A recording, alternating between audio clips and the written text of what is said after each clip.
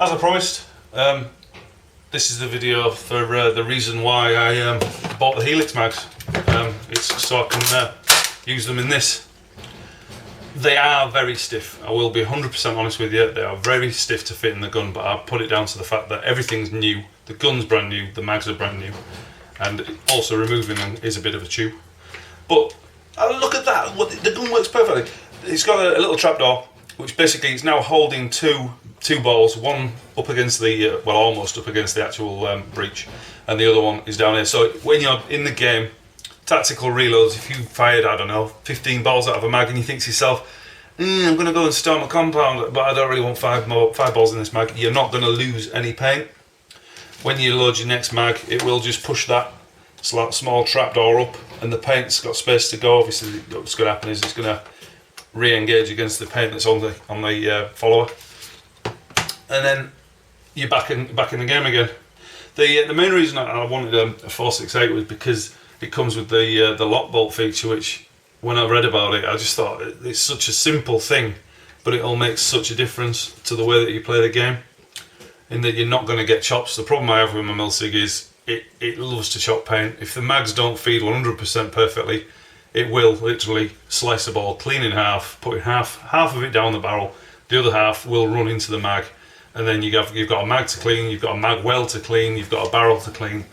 I shot 200 rounds through this yesterday and never had a single break in the breech. I had 2 breaks down the barrel, but I put that down to the paint that I was using.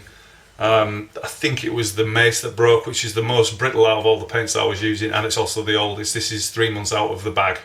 I've been keeping it in a Tupperware, but it's old, so I put it down to the 2 barrel breaks out of 200 shots. I mean, you're going to get occasional barrel breaks anyway, but 2 out of 200, what is it? It was 1%. So I'm quite happy with that. The things I like about the gun, the way it feels, the grip is beautiful. This is the upgraded grip. If you've got a Rap4 468 and it's got a different grip to this, you can buy this grip. It is an add-on, but it's lovely because it's really slim. I haven't got massive hands, and it just fits the hand nicely, and also it has the metal trigger. Things I'm not overly enamoured about, the safety. It's very, as you can see, it's so light to move. It does have a clicker at that end, but that clicker at that end, it's not supposed to be used. It doesn't go right down to that one. That's like the safe, so that's safe, and then that's fire. But if you are playing and you knock it, I mean, you can see it's resisting me there. It shouldn't be like that, in my opinion. It should be a bit more positive. I mean, I know people have mentioned about it, but it's a small niggle, other than perfect package. The lock bolt, obviously I've got 2 paintballs in there, but the lock bolt is now going to engage because the paintball isn't loaded. So what's happened now is, instead of the bolt coming forward, and it would probably just slice one of those paintballs in half. I'll actually see if I can get them out. So what the lock bolt does is, there's a tiny metal detent. You're probably not even going to see it on the camera. There's a silver detent down there, and what it does is it stops the ball coming forward unless something is pressing against it. So if you don't have a positively fed paintball that's right to the top of the breech, it won't feed. Obviously, once it's done that, you've got to re-rack it, and then that will then allow a paintball to go back in again. If you've got obviously a magazine that's gone a bit dicky, then take the magazine out, remedy the problem, and then you'll be back in the game. The other thing I quite like is the fact that it splits down into 2 in a fairly easy manner. There's a push pin there. Just push it, slide it out, and then the gun comes down into 2. Yeah, that's an interesting problem that I'm going to have.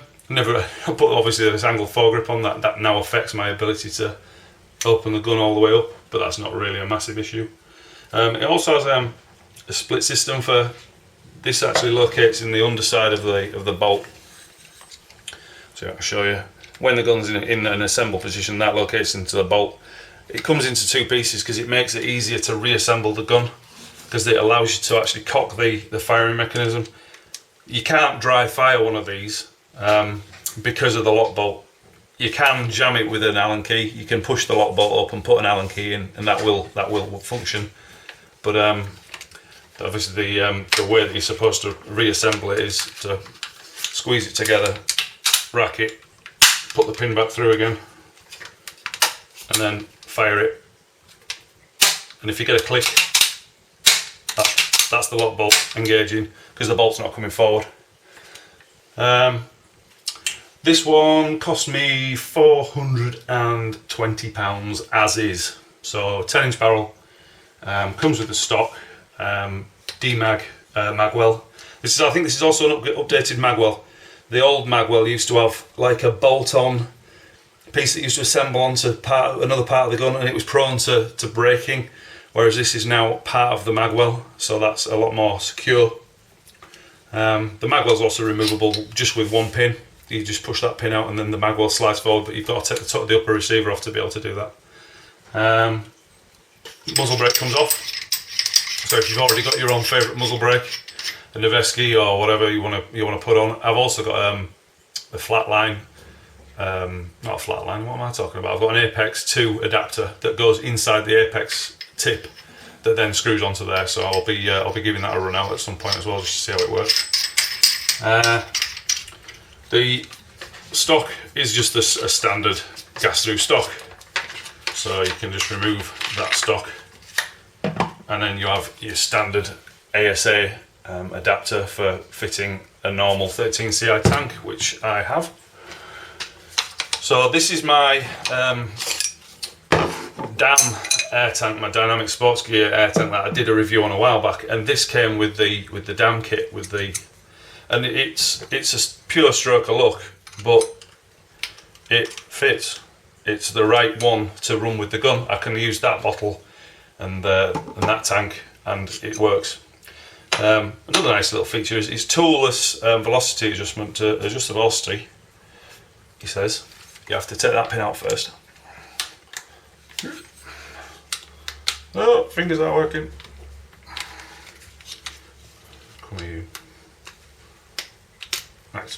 That's the retaining pin that stops the velocity adjuster being able to be taken out. There's a hole, and that pin locates into that hole. You can choose which side of the gun you put it on.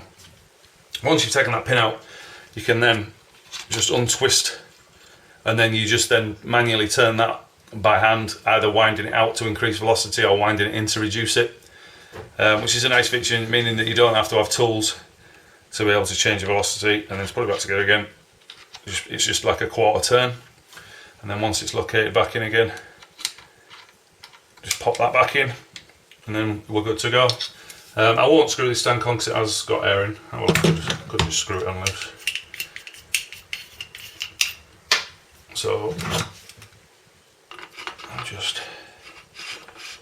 that would screw in. I'm not going to guess it up, and then my rod connects into there. And then a stock. Ooh. I've got enough hands. Goes on there. So that's ready to run with a 13CI stock. And it's all good. So the gun feels really nice. It just feels really good to hold. I don't know why. It feels so much different to my Milsig. I think it's slightly lighter. I should have been a bit more adept and actually weighed both of the guns and been able to weigh them up and decide which was the lighter or the heavier of the two. But I forgot to do that. I might do it after I've finished the video and then post it up in the comments. But yeah, it's lovely. Also F-stamped, which is nice if I ever fancy going to Germany to shoot some Germans in a purely politically correct manner. Yeah. Fantastic gun. I'm going to play with it this Sunday, and I'll put some comments on after Sunday for how I got on with it. But I'm thinking after my test that I did, out of 200 shots of never having a break in the breech, it's going to be one of the things. I always think with my Milsig, the moment I load a magazine, if I don't hear it engage properly, I always think, is that first shot just going to slice it off and fill that magazine with paint? But we shall see. Thanks for watching, and look out for my future videos. Thanks very much.